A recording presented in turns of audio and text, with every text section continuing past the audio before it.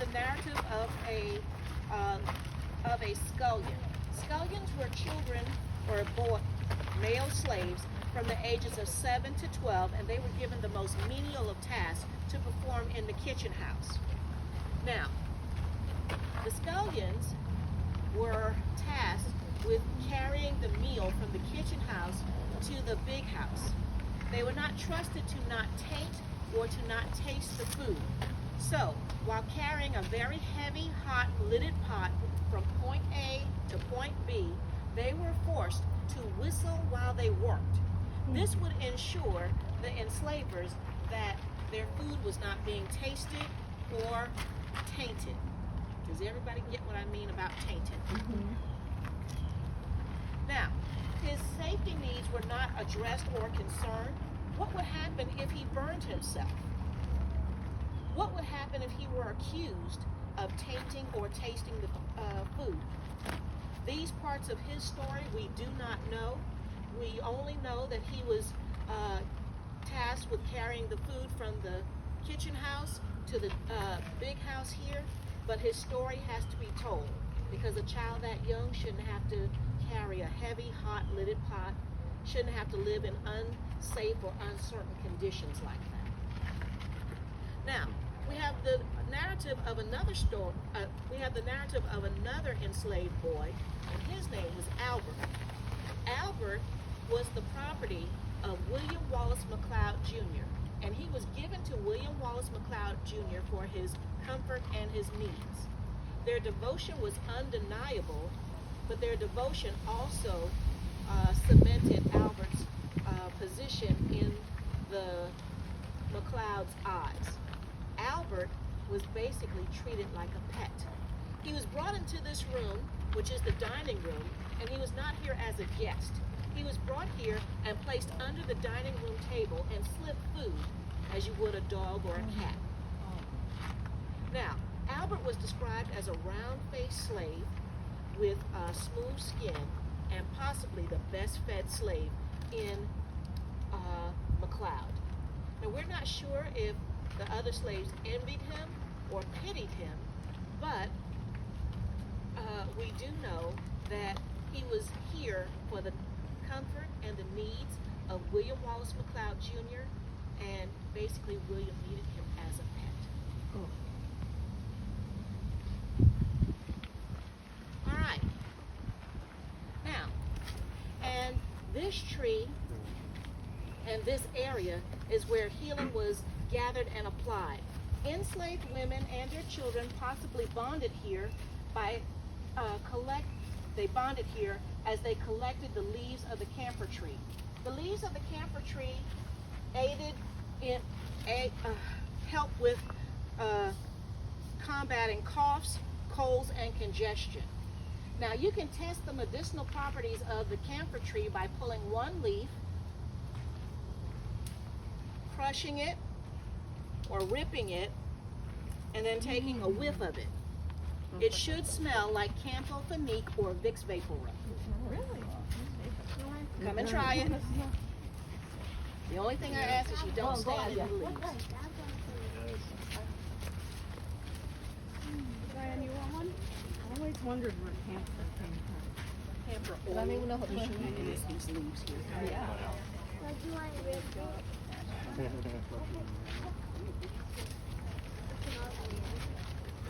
Oh my gosh, yeah. Put them on. Big vapor rub, like that's what it started with. Like, Yeah. Another item from this area, and that would be the Spanish moss, which is neither Spanish nor is it moss. It's an epiphyte or an air plant that grows on the host tree, but it doesn't hurt the host tree. And women would use it at a certain time of month. It could be boiled and used in a tea. It could be used to lower blood pressure.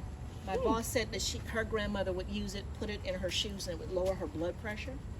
And the enslaved women would take this, clean it, and then sew it into fabric and make small pillows for children. Now, if you take any of that, please take it from the tree, not from the ground.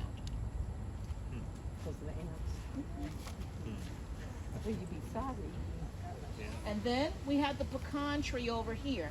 And the shell of the pecan tree would help with inflammation, digestion. There's a whole host of things. When I Googled it last, they said even cancer, but I'm not sure about that. But they would boil it down into a tea. And so this area is where the enslaved could show care, concern, and value for each other, their children, and other enslaved people on the plantation.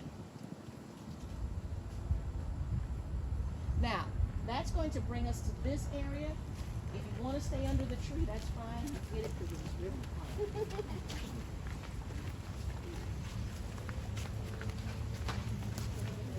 So this is the front. It's the back now, but it's the front back there.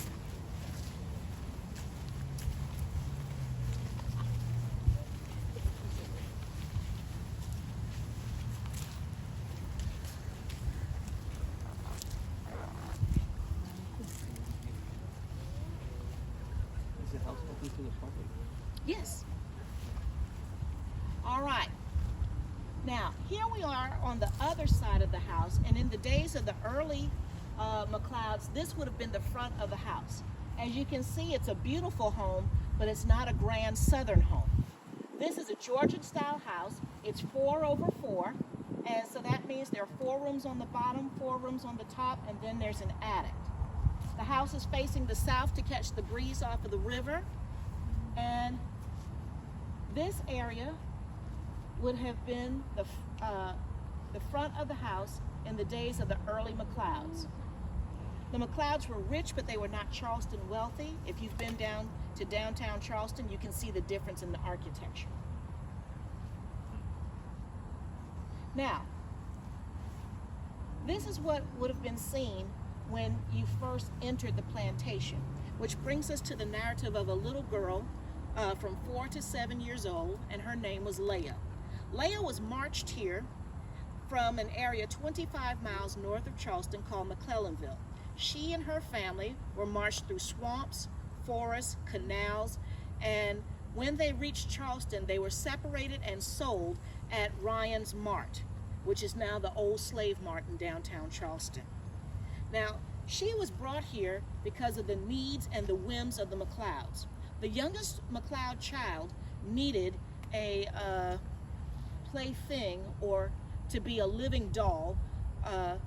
She needed a plaything or a living doll. And so Leia was brought from McClellanville to be her plaything and a living doll for her. Now, she was brought here when she was 4 to 7 years old, and so the women in the kitchen house would have helped her when she first got here. She would have realized and recognized some of the language being spoken on Slave Row, and the enslaved women would have handled her formative years. Now, her parents were taken to the Rivers Plantation, which was not too far away from here, but she didn't know that when she came here. And so life as she knew it was interrupted because someone needed a living doll or a plaything. And I purposely didn't say playmate because playmate denotes equality. Whatever she was needed to do, she became it. She was their plaything or their living doll. Now, Leia lived to February 17th, 1936, and I'm sure of this date because we just became in possession of Leia's death certificate.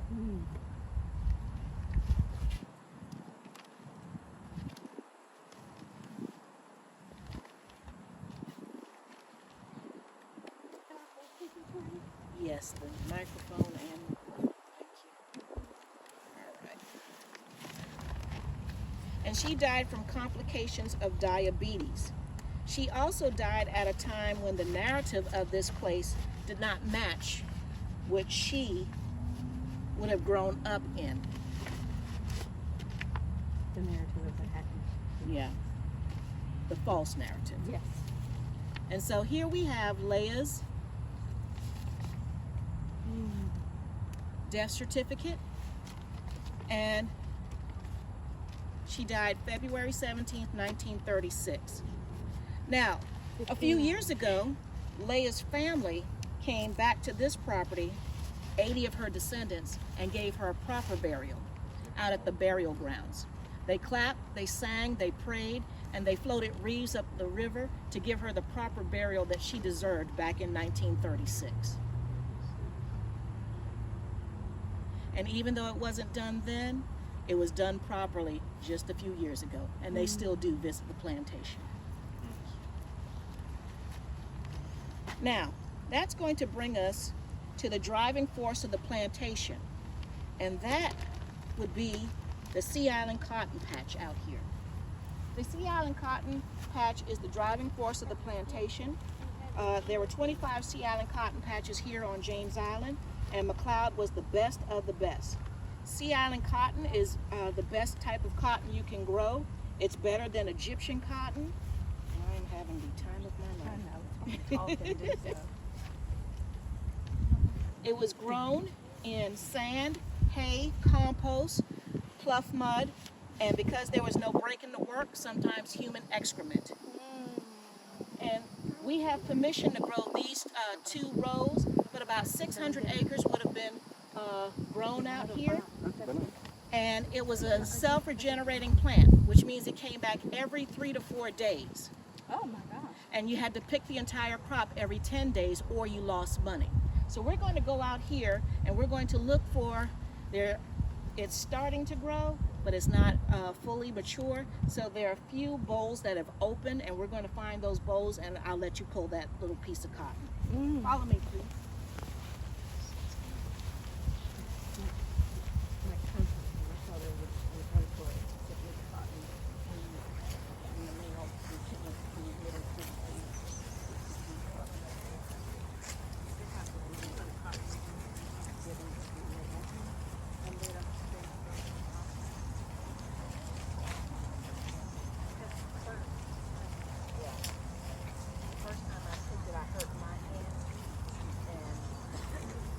This brought in 5 times the wealth that regular cotton did. Accidentally blooding it or trampling the stalk were punishable offenses. In my earlier tour, somebody found some on this side. The plant. All right, we're on Transition Row, and this area was home to the enslaved, the former freedmen, the tenant farmers, and then the descendants of those people, all the way up until 1990. Now, behind me we have cabin number 8, and this cabin is special because it mysteriously caught on fire in the summer of 1954. We believe that it was an act of arson, and it was done as a warning to those who were living here on McLeod and on James Island to not join any of the civil rights activities that were going on at that time. In May of 1954, Brown versus Board of Education became the law of the land, and then this cabin mysteriously catches on fire in August of 1954. Now, Mr. Willie, who was in charge of the plantation, could you hold this for me? Mr. Willie, who was in charge of the plantation at that time, praised the James Island Fire Department for not letting the fire spread and containing it to this building. But he said that he could give 2 cents for a former slave cabin burning that had shingles.